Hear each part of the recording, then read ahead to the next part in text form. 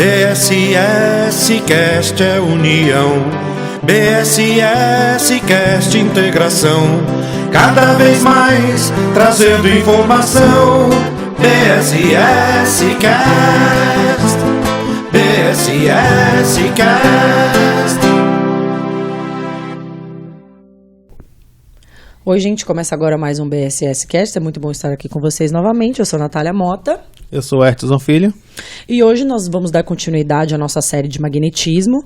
Nós começamos aí algumas semanas atrás.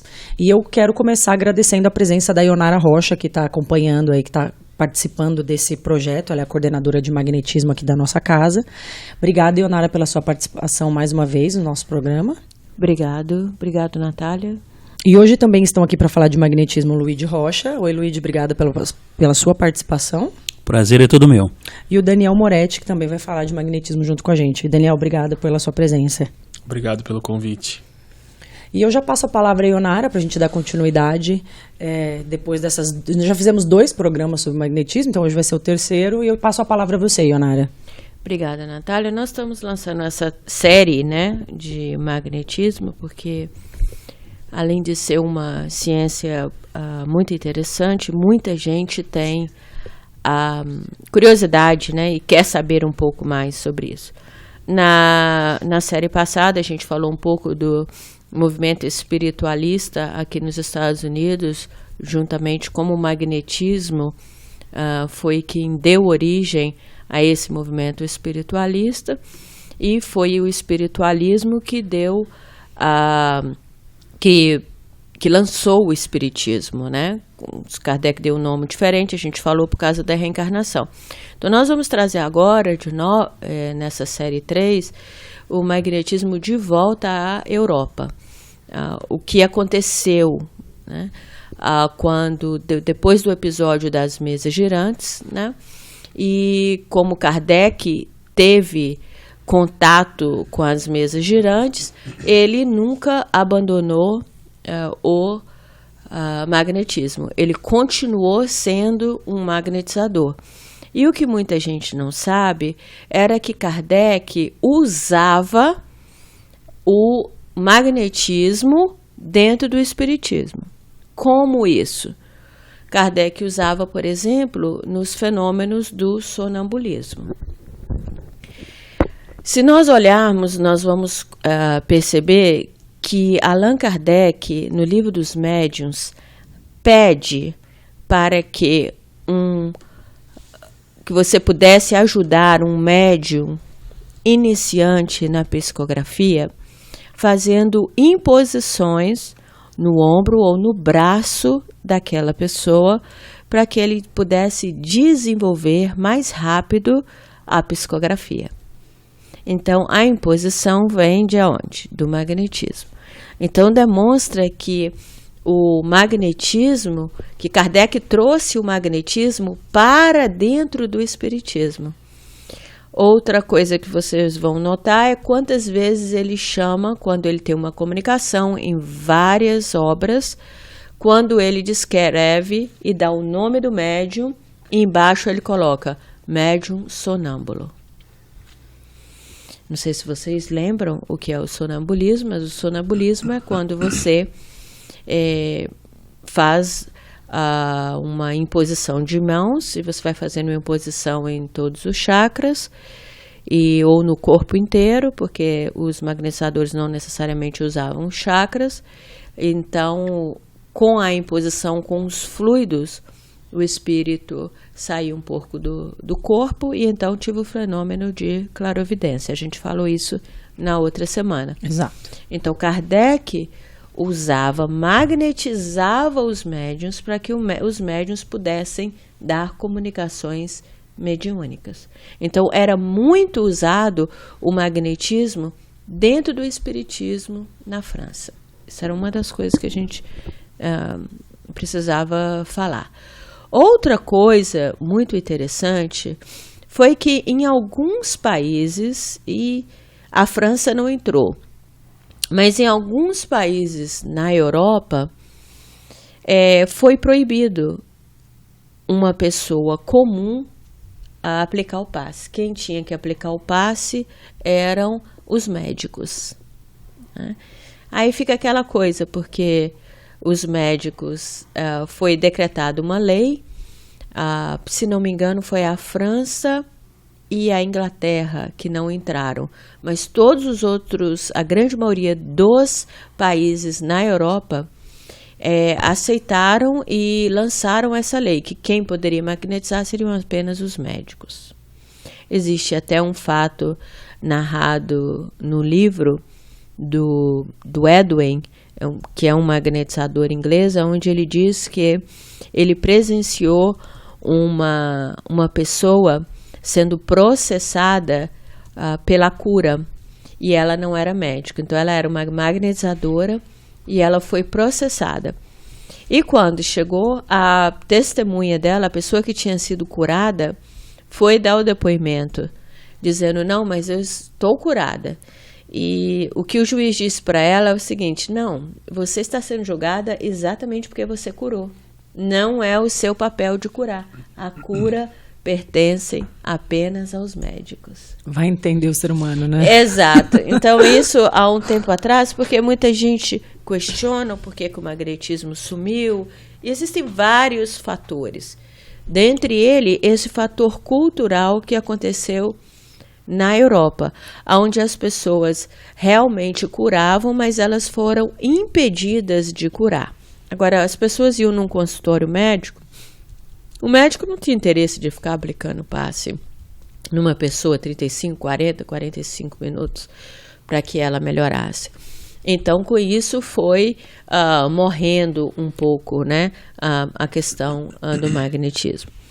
Interessantíssimo, e isso está narrado em vários livros dos magnetizadores do passado, e o que é incrível é a quantidade de curas que eles conseguiram fazer. Existe uma cura muito interessante de Mesmer, até, que Mesmer curou uma cega, está até no dos filmes da vida dele. Por exemplo, uma pessoa com problemas mentais, né, eram garantida a cura para os magnetizadores mais de 90% dos casos. Por que eu estou dizendo isso? Porque o problema mental é um problema na sociedade onde a ciência não tem ideia de como cuidar. Até ainda hoje, né? Até hoje, não, é agora. Não tem ideia. Se você pega uma pessoa ou com esquizofrenia, ou com bipolar, ou com qualquer doença mental, uma pessoa que a ciência ainda está, como diz meu pai, engatinhando, porque a gente tem problemas psiquiátricos na família, e às vezes o remédio que usava há 40 anos atrás é o mesmo remédio que estão usando hoje.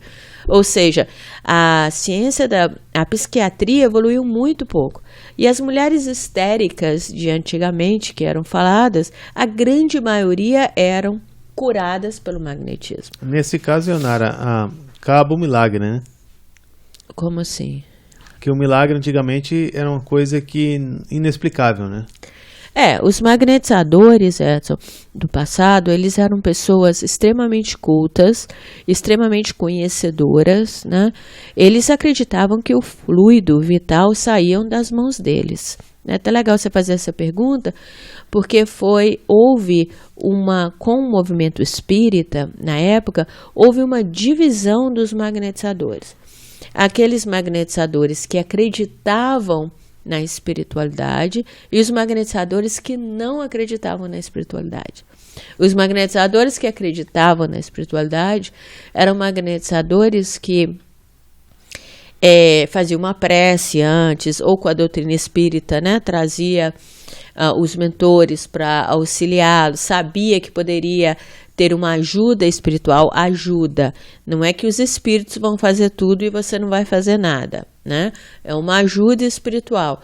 E existiam aqueles magnetizadores que não acreditavam em absolutamente nada. Você poderia, nessa época, ser, por exemplo, um ateu e continuar sendo um magnetizador. Mas os magnetizadores eram pessoas extremamente intelectualizadas, extremamente inteligentes, pessoas que estudavam muito, se dedicaram muito, não eram pessoas simplesmente leigas. Tanto é que eles fizeram várias pesquisas várias demonstrações. Um outro caso que era cura quase que 100% era a epilepsia. Você pega livros e livros dos magnetizadores do passado, que existem vários. Existe uma obra gigantesca dos magnetizadores do passado, que infelizmente não foram traduzidas para o português. Algumas apenas. Mas se você olha no inglês, até por causa... O inglês é uma língua mais usada mundialmente falando. Então, houve mais obras traduzidas do francês para o inglês e também obras criadas no inglês mesmo, no inglês britânico, porque o magnetismo também teve um sucesso naquela parte do mundo. Então tem muitas, e o que os magnetizadores faziam, lembrando que nessa época não tinha internet, a comunicação entre eles eram basicamente por cartas, que demoravam bastante tempo para chegar um até o outro, e eles colecionavam casos. Todo paciente deles eram colocados, eles diziam, fulana de tal, com problemas isso, com problemas aquilo. E o caso da epilepsia, o caso das mulheres histéricas, era um dos que mais chamavam atenção no número de curas que eram adquiridas pelo magnetismo. Infecções também, era muito fácil, infecção hoje a gente cura, mas eu fico encantada em saber que os casos de epilepsia eram, na grande maioria das vezes, curados através do passe magnético. E hoje em dia, Ionara, como está o andamento do tratamento ou até a cura para a epilepsia? Hoje em dia, vocês já têm alguns dados, alguns estudos para esses casos atualmente? Aqui na nossa casa, a gente nunca teve um tratamento de epilepsia. Acho que não, né? Não. Alguns lugares do Brasil, eu acredito que sim. Mas eu não tenho, assim... Porque como o magnetismo está ressurgindo agora, eu não fiquei sabendo exatamente, talvez tinha tido alguma apresentação de alguém que tenha acabado com isso, né? Que tenha curado alguma epilepsia. Mas eu não tenho documentado isso, eu não tenho. Mas a gente espera que, se aparecer alguém com um problema de epilepsia, que procure o magnetismo. Se alguém souber de alguém que tenha problemas com isso, procure um centro espírita que aplique o magnetismo. Porque seria muito interessante, né? Se eles com certeza puderam curar, porque é muito triste, né? Um problema desse, não é uma coisa desagradável para a pessoa passar por isso na frente dos outros, é uma doença muito triste. Eu me lembro, Ionara, que quando vocês faziam uma visita a uma paciente no hospital, que ela sofria do câncer do pulmão, eu me lembro que um dos magnetizadores colocava a mão sobre os peitos, sobre o coração dela, e a gente via, porque estava monitorado pelo batimento cardíaco. E a gente eu vi com meus olhos que alterava o batimento cardíaco. Quando ele colocava a mão no cardíaco, em cima do coração, o batimento cardíaco alterava literalmente. E uma pergunta que todo mundo, eu acho que o ouvinte que está ouvindo agora também deve estar fazendo essa pergunta. O que nós devemos fazer para levar a cura? Se o magnetismo cura, e porque ele não está alcançando hoje níveis de cura, né? E o que nós devemos fazer para levar a cura? Ok. O magnetismo tem alcançado cura, bastante resultado. Mas uma das coisas que a gente tem que lembrar é só isso. Os magnetizadores do passado, eles tinham isso como profissão. Ok, então eles eram pagos. Vamos abrir um parênteses. Ele vive de uma profissão, ele é pago, é como se fosse um consultório médico. Exatamente, é como se você fosse num consultório de acupuntura. E eu ia fazer uma pergunta que já se relaciona a essa, que é uma questão de... Você falou que eles conseguiam muitas curas no passado, né? Mas a gente não escuta falar muito das técnicas que eles usavam, entendeu? Hoje, senão a gente teria elas já, né? Então isso seria por quê? Seria por causa dessa rivalidade com a medicina tradicional, ou pelo fato de ser a profissão dele, eles não queriam revelar os segredos dele na literatura? Qual o motivo disso? Não, na verdade tem. Todos os livros dos magnetizadores que você pegar, por exemplo, se você ler Deleuze, ele está escrito o que ele fazia. Se você ler o Barão, está escrito o que eles faziam. Na verdade, Daniel, o que eles faziam era até muito simples. Eles faziam uma concentração longitudinal.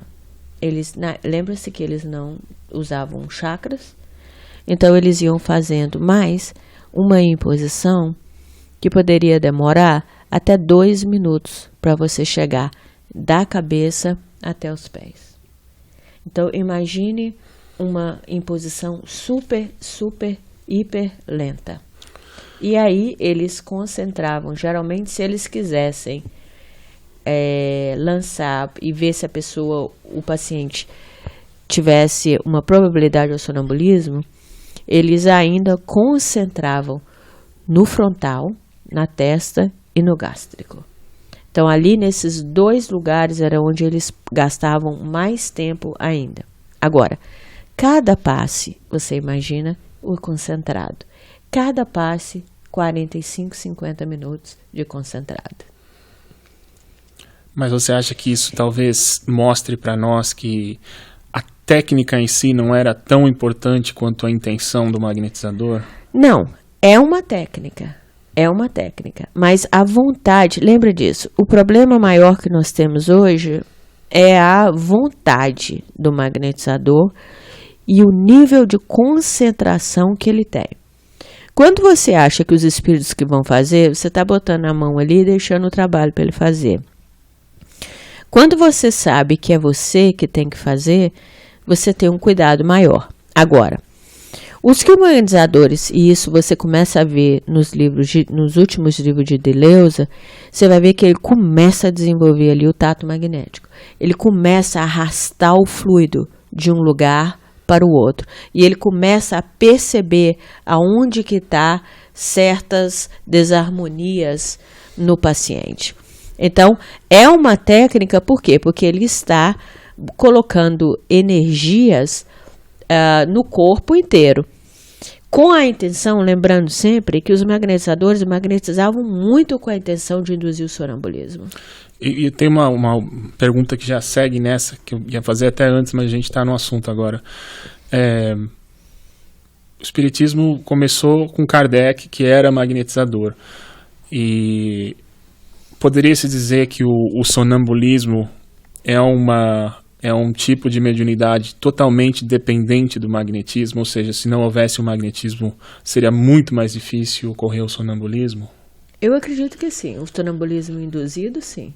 Porque o sonambulismo induzido foi uma técnica desenvolvida, né? Tem alguns historiadores que dizem que Mesmer até presenciou o sonambulismo, mas o grande material de sonambulismo que nós temos é do Pissiguí, que foi uma pessoa que era considerado discípulo de Mesmer, né? Então o Pissiguí foi que desenvolveu e estudou, inclusive daí surge, o Pissiguí tem vários depoimentos onde ele aplicava o passe para as pessoas não precisarem tomar anestesia, porque o corpo ficava completamente adormecido. E daí que vem o estudo da hipnose relacionado às cirurgias, para as pessoas que não podem. Porque o Pissiguí tem relatos maravilhosos, depois dele alguns magnetizadores, que na época, imagina você operar sem anestesia. Então, os magnetizadores eram contratados como se fosse anestesista, porque ele colocava a pessoa num estado de como que diz? Quando você não... insensibilidade. Quando você magnetiza uma pessoa, nesse tipo de magnetismo que a gente está falando, que é o quê? Imposição de mãos concentrados por mais de 40 minutos. Não é uma imposição em um lugar só, é uma imposição no corpo inteiro. Quando você joga aquele bastante fluido nessa pessoa, a intenção é o corpo fica imóvel, aí há um desprendimento. Há um desprendimento e vários fenômenos acontecem dentro disso aí. Agora, depois disso, desses chamados concentrados que os magnetizadores usavam, era aí então usados os dispersivos. Então eles ficavam um bom tempo ali dispersando. Uma outra coisa que eu acho que é extremamente interessante de estudar é o contato que o magnetizador tinha que ter com o paciente para ele conseguir uma boa conexão. Nas casas espíritas hoje a gente faz essa conexão, uma conexão mais ou menos de o quê? 15, 30 segundos para você conseguir fazer uma conexão. Tem técnicas para isso. Quando um magnetizador pegava um paciente de primeira mão, ele demorava em torno de 5 a 10 minutos só para buscar uma conexão fluídica com aquele paciente. Uau! Agora, muito interessante é mesmo. diferente do que a gente está fazendo o trabalho. Sem contar que eles tinham 2 pacientes por dia, ou às vezes um paciente por dia. Não, e na verdade ele tinha um consultório cheio que eles viviam disso, mas imagina, nós aqui, isso é que eu queria falar. Ter a profissão de magnetizador é diferente do que ser um voluntário espírita. A grande maioria de nós chega aqui, chega do trabalho 6 horas da tarde, vai tomar um banho, vem cansado para aplicar, e além disso a demanda no centro espírita são enormes. Você tem que aplicar aí em torno de 4 a 5 passes numa coisa, cada magnetizador que eu estou dizendo, né? Num horário aí de 2 horas. E aí cada magnetizador tem que ver, a fila está grande, quer dizer, você tem que correr.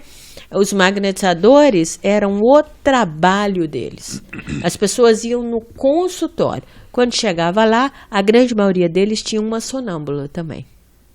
E a sonâmbula ajudava a ver o problema do magnetismo. É muito interessante. Então, o magnetizador trabalhava com uma sonâmbula.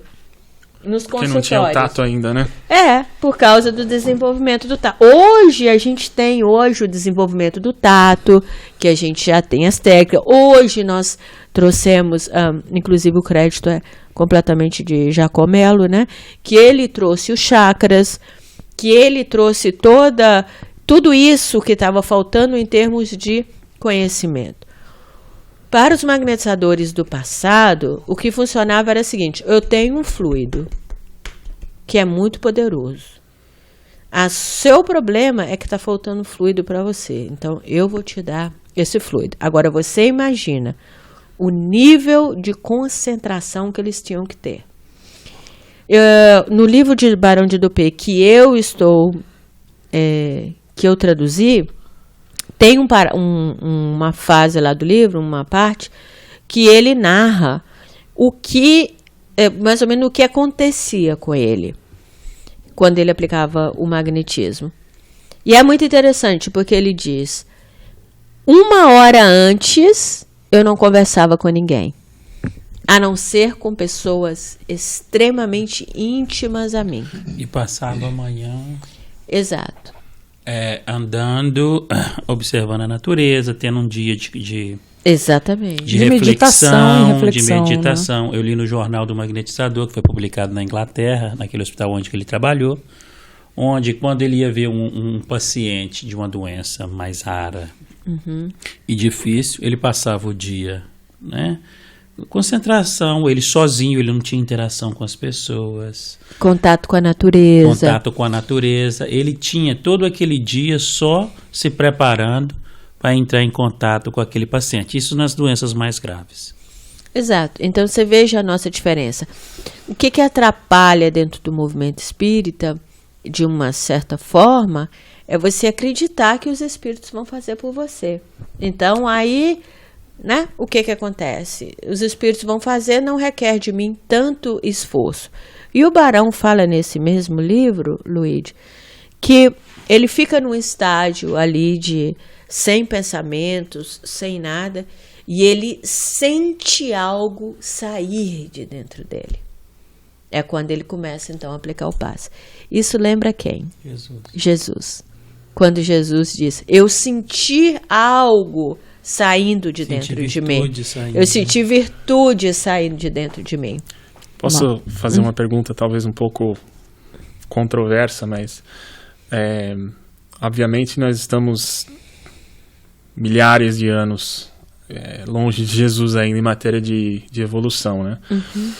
Então, sendo o espiritismo e o magnetismo ciências irmãs, e sendo como começou o magnetismo, o sucesso que eles tinham antigamente, tudo isso, qual a sua opinião a respeito de repente, o pessoal, sabe, começa a estudar com mais afinco e vê que realmente os resultados são incríveis e fala, então vamos voltar a fazer como era antes. Eu vou largar minha profissão, vou ser magnetizador, vou abrir meu consultório e vou começar a cobrar. Ótimo, porque Kardec fala no Evangelho segundo o Espiritismo que você pode. Qual a diferença dos escritores espíritas hoje? Não, tudo bem, eu pergunto porque é meio que um estigma hoje, né? Não é um estigma, porque isso já se debancou há muito tempo, porque a gente vê vários escritores espíritas vivendo das obras espíritas que eles publicam. Não, isso não tem nada, isso está entrando hoje, o espiritismo hoje está entrando numa nova fase. Não estou falando que está errado ou está certo, isso vai de cada pessoa, certo? Então, como a gente vê aí os escritores espíritas vendendo os livros, vivendo dos livros, e por que não do magnetismo? E Kardec fala também na Revista Espírita no Evangelho segundo o Espiritismo, Kardec é claro, ele diz o seguinte, que um médium não pode cobrar. Porque o trabalho dele não vem dele, vem dos espíritos. Mas o magnetizador aure de si mesmo a força. Então, ele pode cobrar. Está no Evangelho segundo o Espiritismo. E tem outra também, né? Para você ser capaz de atingir os resultados que eles atingiam, teria que ser dessa maneira. Exatamente. Você tem que ter um preparo todo especial, sabe? E um local. Com a vida que a gente tem hoje, não tem condição, né? Senão você não paga as contas. Exatamente. E a diferença era essa. Imagina o barão levantar de manhã, ter um contato maravilhoso com a natureza. Ainda mais que naquela época o mundo era completamente diferente desse. Mas imagina você saber, por exemplo, que você tem uma magnetização, você ir para uma beira do mar, você respirar, você ter um contrato com um parque, ir para uma lagoa, buscar toda aquela conexão com a divindade, com a natureza, e aí você entra para aplicar o seu passe magnético. Ou seja, é uma dos resultados que a gente não tem, eu acredito, relacionado aos resultados que eles tinham, exatamente essa. A dedicação deles, dos magnetizadores, era uma dedicação diferente. Agora, eu dou o maior apoio. Eu não acho errado de jeito nenhum se um magnetizador quiser sair, abrir um consultório. Olha o que aconteceu com o Reiki, né? O Reiki existe isso hoje.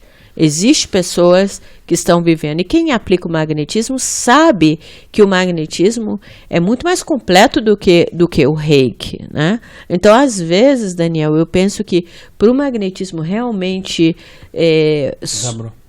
desabrochar no mundo, ele tem que sair de dentro da casa espírita. Ele vai ter que espírita. sair de dentro da casa espírita para que ele alcance melhor. Agora, o magnetizador pode fazer ainda o que ele faz. Ele pode ter o consultório dele de um magnetizador do lado de fora e ainda vir trabalhar voluntariamente na casa espírita. Quer dizer, aqui ele faz de graça, porque aqui não se deve cobrar mesmo, e lá fora ele faz como profissão. O que já existe com as outras profissões, psicólogos que têm seus consultórios e prestam serviços na casa espírita, né? Ou qualquer outra profissão. Nós temos advogados, psicólogos, dentistas, principalmente no Brasil existe até aqueles eventos dentro do centro espírita, que eles chamam de evento social, onde se junta vários profissionais e vão dar assistência a comunidades carentes e tudo. Então eu concordo nesse ponto, eu concordo com você também, Ionara. Eu acho que é super válida. Super válido. Eu acho que na próxima aula a gente deve, conversar um pouquinho sobre o magnetismo e o passe da casa espírita, para que as pessoas possam entender, mais profundamente o que aconteceu com o magnetismo depois que o espiritismo foi transferido para o Brasil. Ok, nós podemos deixar isso para o próximo episódio. E eu queria só deixar um fato histórico aqui, porque foi uma das coisas que contribuiu para que o magnetismo fosse esquecido ou não reconhecido, que foi que o primeiro passo disso foi pelo rei Luís XVI da França, Luís XVI da França, onde ele montou uma equipe de cientistas franceses e americanos, né, com Benjamin Franklin, Lavoisier e alguns outros, para debancar o magnetismo. Só que Benjamin Franklin estava muito doente. Então o que eles fizeram? Gente, vão lá para casa. Então eles fizeram todas as experiências na casa de Benjamin Franklin. E quando eles convidaram o Mesmer para vir, Mesmer falou que não vinha. Quem veio foi um assistente, um discípulo dele que estava ainda desenvolvendo o magnetismo. Aí esses cientistas pegaram esse discípulo e fizeram gato e sapato dele. E foi assim que eles desbancaram a comissão de Luís XVI, mostrando que o magnetismo, que suas técnicas não funcionavam. Mas Mesmer nunca fez parte dessa comissão. Ok. Foi bom você finalizar com isso, Luiz, porque era uma das perguntas, mas o assunto foi tomando outra proporção e eu ia perguntar isso. Qual foi, né, em que momento que o magnetismo acabou sendo deixado para trás, né? Mas até mesmo chegar, assim, depois dessa comissão, o magnetismo ainda continuou muito forte na Europa. Né? A França não entrou naquele... A França foi uma das que... Não entrou no acordo. Não, que entrou no acordo. Entrou. Os médicos franceses... não, a Inglaterra não. E alguns países entraram nesse acordo. Mas mesmo depois disso, eles continuaram praticando o magnetismo. A grande maioria deles. Bem, realmente vai ficar muito assunto aí para o próximo programa. A nossa série está só começando, tem muita informação. Quem quiser fazer alguma pergunta, tiver alguma dúvida sobre o assunto, é só entrar em contato com a gente no nosso e-mail, que é o bsscast@gmail.com. Eu vou começar agradecendo a Ionara pela presença. Obrigada mais uma vez, Ionara. Obrigada a você, Natália. Obrigada ao BSS por essa oportunidade. E aos nossos convidados também de hoje. Luíde, obrigada pela participação. O prazer é todo meu e nos revemos na próxima aula. Muito obrigada. Daniel, obrigada por estar aqui com a gente hoje. O prazer é meu. Então, quem gostou do nosso programa de hoje, curte, compartilha, ajuda a divulgar nas redes sociais. E muito obrigada pela audiência. Eu sou a Natália Mota. Eu sou o Edson Filho. E até a próxima.